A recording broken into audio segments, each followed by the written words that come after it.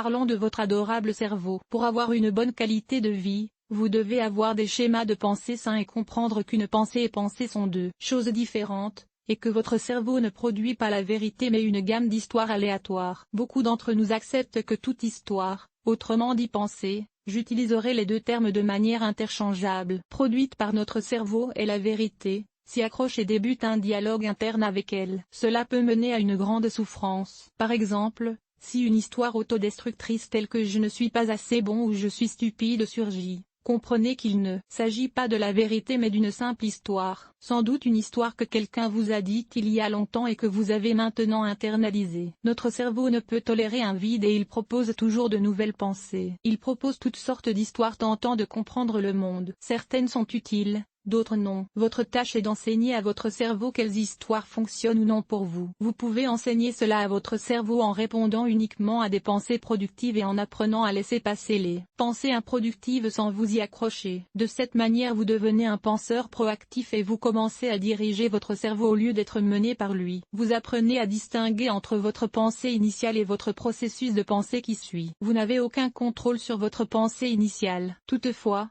après cela, vous avez un contrôle énorme sur la manière dont vous répondez à cette première pensée, et sur votre processus de pensée. La citation suivante est fréquemment attribuée à Viktor Frankl, le créateur de la logothérapie. Elle dit, « Entre le stimulus et la réponse, il y a un espace, et dans cet espace se trouve notre croissance et notre liberté. » Cette citation résume parfaitement la puissance de passer d'une pensée par défaut à un style de pensée proactif. Votre première pensée est le stimulus et avant que vous ne vous autorisiez de vous y accrocher automatiquement, cherchez l'espace entre le stimulus et votre réponse. Vous pouvez utiliser cet espace pour prendre une décision consciente et décider s'il s'agit d'une pensée utile ou s'il vaut mieux la laisser passer. Par exemple, si votre première pensée est « je suis un raté », empêchez-vous de répondre automatiquement à cette pensée et, au lieu de cela, recherchez l'espace qui suit. Utilisez ensuite cet espace pour prendre une décision sage, et demandez-vous s'il est utile de répondre à cette pensée toxique ou s'il serait simplement meilleur de la laisser passer. Une fois que vous avez fait le choix sain de ne pas répondre,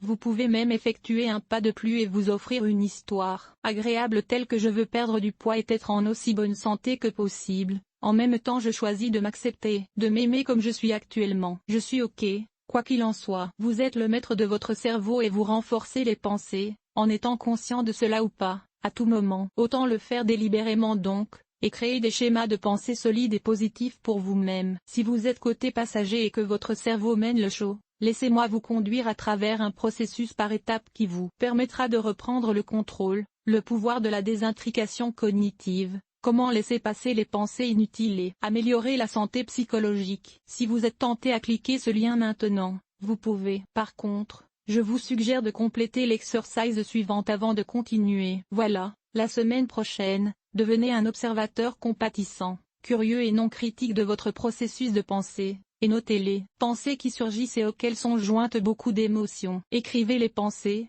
en vous rappelant qu'il s'agit d'histoires intéressantes et non de vérité. Ce qui ne veut rien dire à votre sujet. Il s'agit simplement de réflexes automatiques du cerveau. Vous pouvez même devenir curieux de la provenance de ces pensées. C'est-à-dire, qui vous a dit ces mots par le passé? Une fois cette liste complétée, vous êtes fin prêt pour la prochaine étape et continuez votre lecture sur le pouvoir de la désintrication cognitive, comment laisser passer les pensées inutiles et améliorer la santé psychologique. J'ai hâte de partager cet outil avec vous parce que je sais qu'il peut faire toute la différence.